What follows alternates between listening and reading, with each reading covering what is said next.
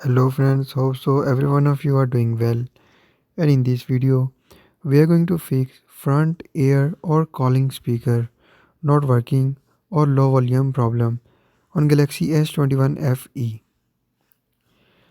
So before I start the video, don't forget to subscribe and also press the bell icon if you are new in this channel for more latest videos. So to fix Galaxy S21 FE ear calling speaker problem, first of all just go to settings and follow every single step as I'm showing you in this video.